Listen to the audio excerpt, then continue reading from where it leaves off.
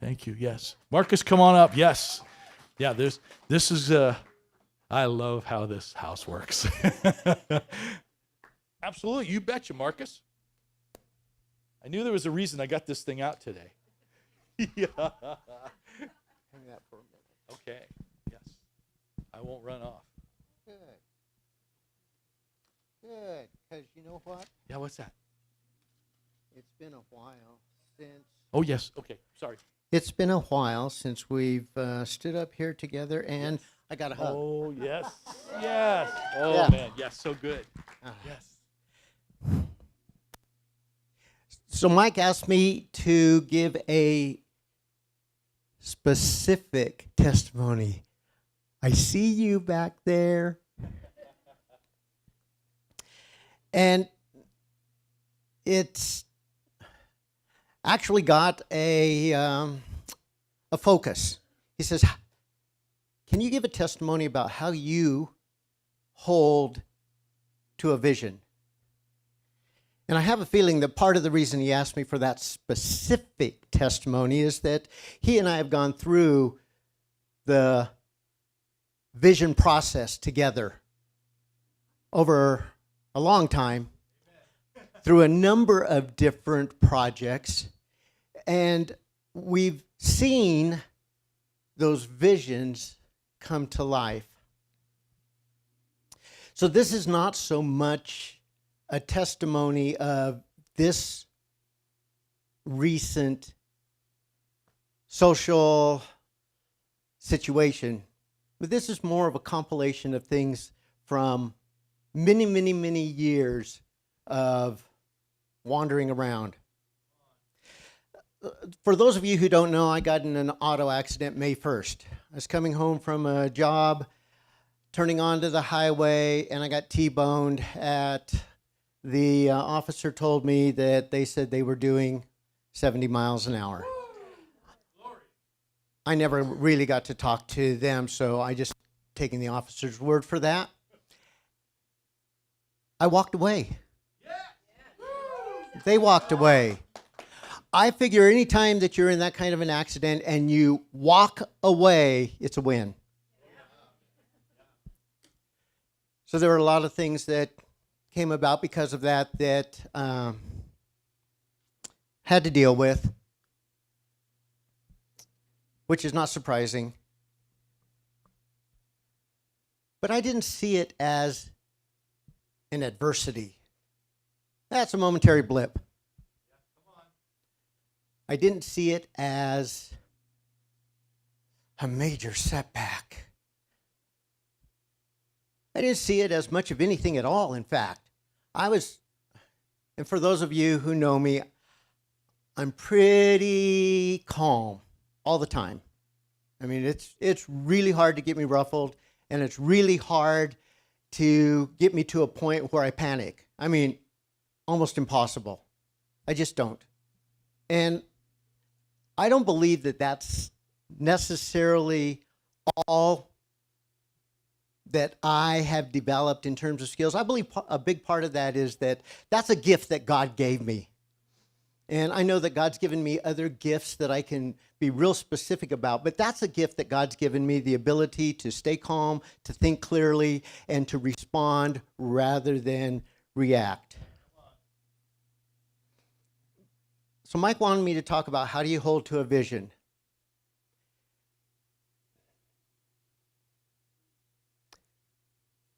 I was out looking at a house. Hollis and I were contemplating, and I took Scott Haas with me to get in because, you know, you need a realtor with you. And he said, yeah, I'll go with you. And we're wandering around looking at the property, and Scott asked me a question that just really hit me as that is the most important piece of the process. He asked me, so Marcus, what's your vision for this property? And I looked around and I looked at Scott and I said, I don't have one. Let's go. He said, yep. It hit me right then when he asked me, and that I answered it myself, that Without a vision, you should not proceed. In one question, he brought back to me that really, really critical element. You need a vision. Let me ask you guys something. What's the first thing that you learn about our God? Very first thing. No. That is not the first thing when you read the Bible, what's the first thing you learn about our God? There are two things in the first 5 words. The first thing is, in the beginning. Oh, wait a minute. Let's parse that. In the beginning. If God was in the beginning, at the beginning, God predated the beginning. So that's the first thing you really need to understand. God was there before the beginning. And then the next 2 words, he created. So the first things that we learn in the first 5 words of the Bible is that God was there before the beginning, and our God is a creator God. Oh, that's not the big deal.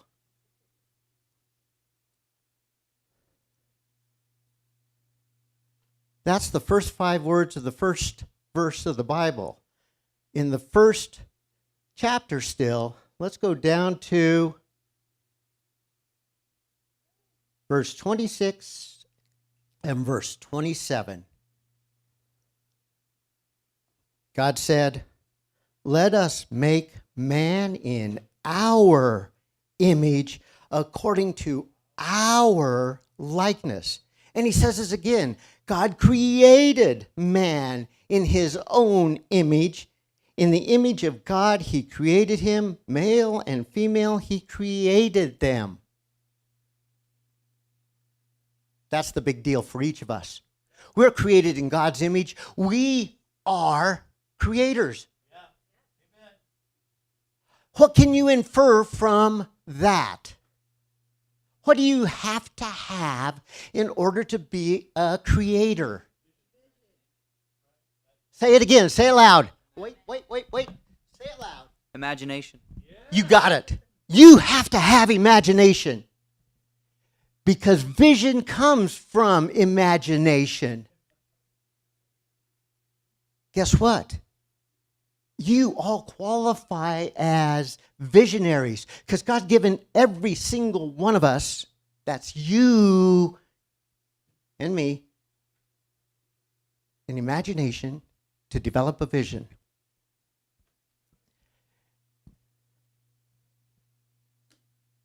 I was in an auto accident May 1st.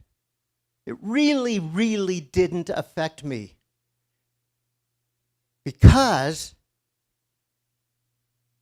I really rest on 2 principles that I got out of my first reading of the Bible when I really, really read it for understanding. Now, I'd read it before as a story, as mythology, but I read it for understanding. God's a creator, and God created me in his image and likeness, therefore I'm a creator as well. I can have faith in that I can develop a vision and I can see it through to fruition because God's given me that ability. And I know that I haven't completed all of the visions that God's given me to implement.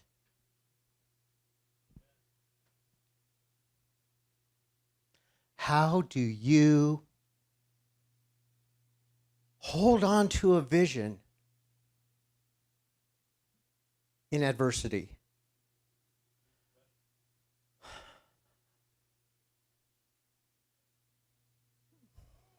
I'll tell you how I do it. Now, I don't know if this is going to work for all of you. I'm told from others that it's a really strong process and it should work for everybody. But here's how I do it. I make sure first that I detail the vision to the greatest extent that I can. Hey, Ed, holler an answer out, good and loud and clear. When you go to build anything in a project, what takes the vision to you from the architect to you, the builder? No, the blueprints, right? What do you look at every day? Your blueprints, your plans.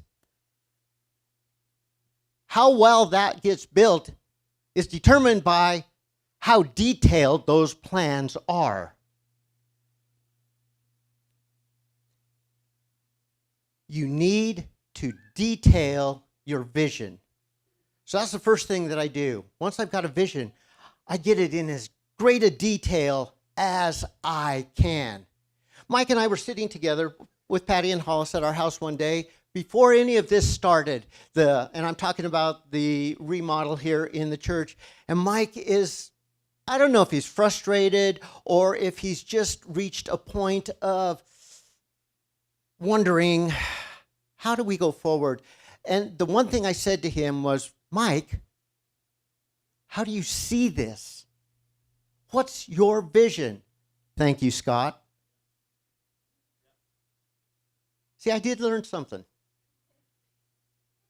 I said, I want to hear your vision in detail. Guess what? Within a couple of months, we had plans and a plan of action, and we started the actual remodel process on this facility. It took Mike actually making that detailed.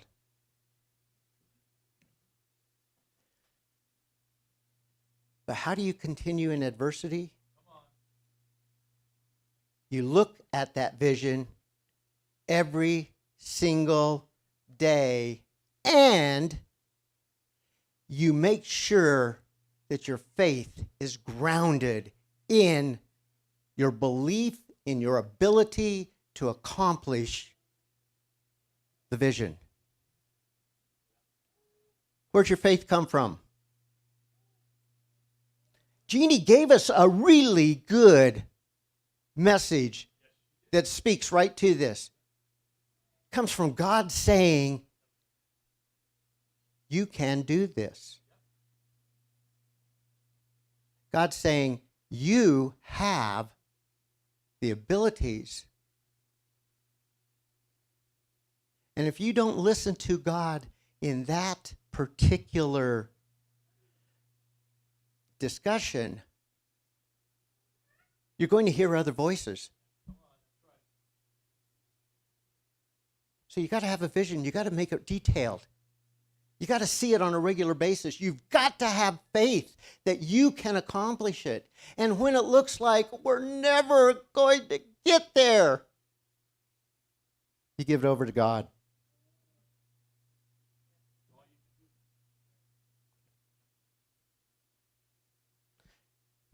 And you ask again and again and again, Father, is this really what you want me to do?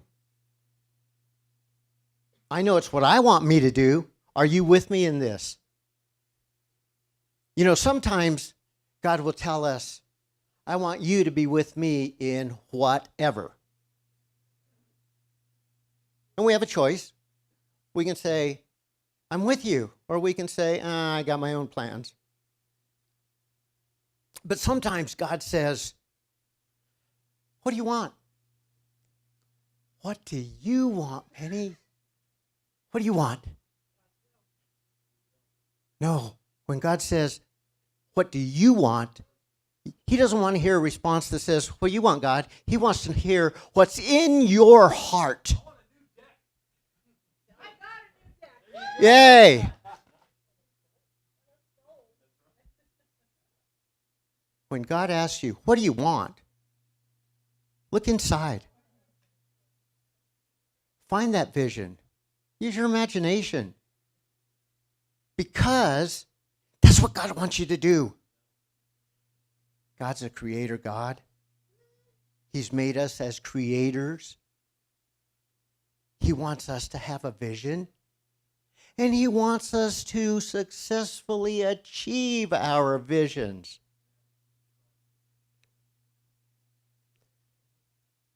Everything falls on you. Looks like there's no possible way. Well, guess what? Sometimes you don't make it. Sometimes you can put a vision out there, you can do everything right, and you still don't get there. But most of the time, if you take the time to detail your vision, to make it concrete in you so that you can see it. And by the way, we've all heard, I'll believe it when I see it. And you guys have heard me talk on this. The reality is, when you see it here and believe it here, that's when you can see it there. But it takes seeing it here first. And most people, when they say, when I see it, I'll believe it, they're talking about seeing it out there. But God said, no, you got to see it in your head. You got to see it as a creator. You got to see the vision. Because once you have that vision firmly locked in, and you revisit it every single day, and then you do something to move you forward into that vision every single day, however little that can be, that is what's going to take you through adversity. That's what's going to take you to completion. So I had an accident May 1st, 3 weeks. 3 weeks. I sat on the couch.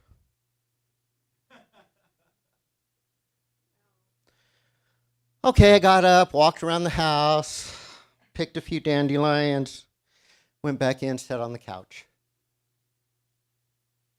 I did not look damaged. I was bounced and bruised, and it took me 3 weeks to where I felt like, oh, I can get up and go do something real.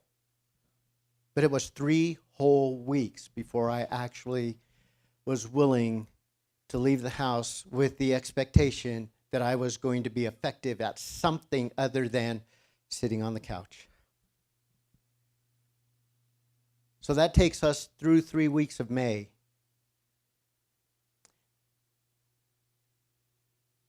Hollis and I are sitting out on the front porch. For those of you who have been to our house, it's a tiny little front porch, about the size of 4 of these tables put together. Maybe a little bigger, but not much. And there's this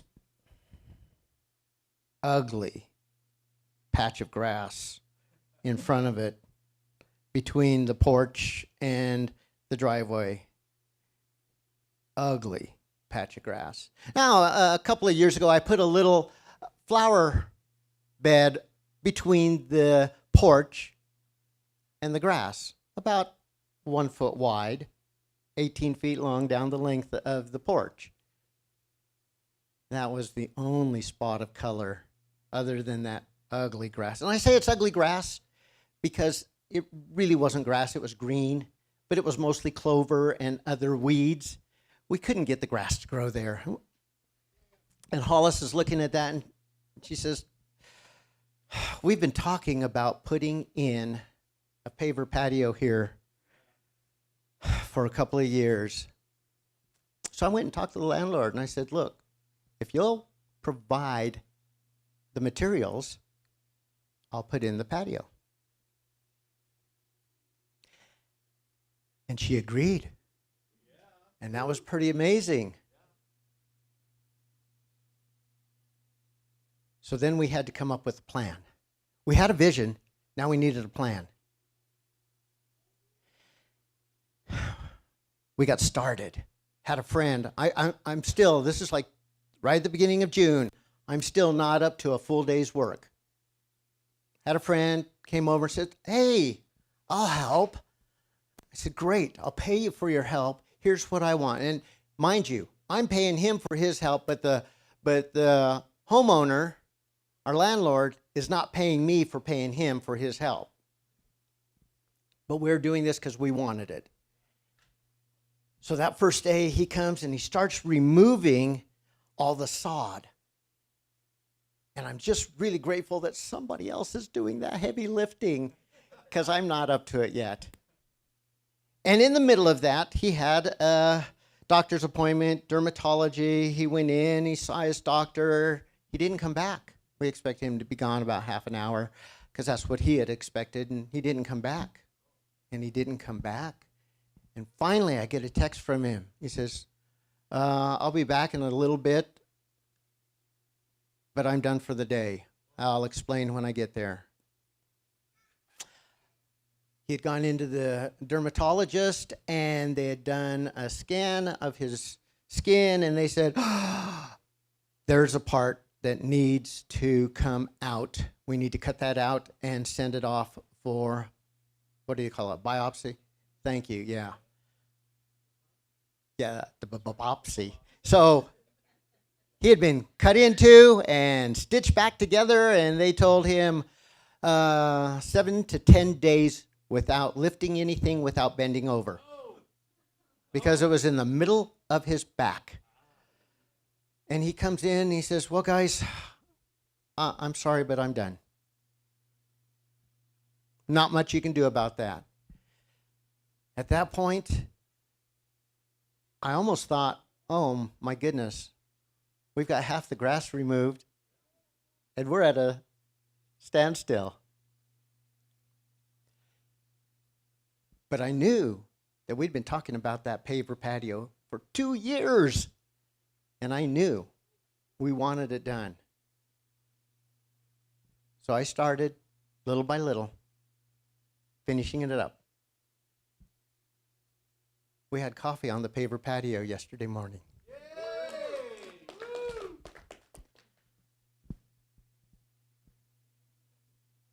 Adversity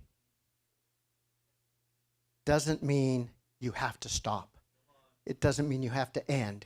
It doesn't mean you have to leave the dream, the vision behind. It often means you need to find another path. You need to find another timeline.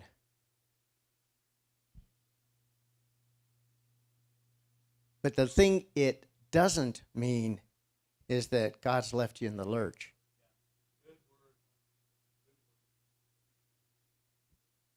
What I know is that my God is a creator God, and my God has created me in his image and likeness and given me an ability to produce a vision through my imagination that I can then set in detail and put a plan to it and move forward on a daily basis to accomplish that particular vision. And by the way, I have a feeling that that's your God too. Right. And that's your potential too. And Mike told me 5 minutes and I just laughed. Because I knew I couldn't get through this in 10 or 15. But Jeannie, you gave me such a wonderful lead in, I had to take it. And thank you for that awesome, powerful testimony. That was wonderful to start this morning. You did exactly what I wanted you to do. See, that's the cool thing about Marcus and I. He knows exactly what I wanted him to do, despite what I limit him to. Because, see, he covered all the ground. You see these words up here? I did it specifically. Patty, if you can get the camera. We'll see you next time. Bye-bye.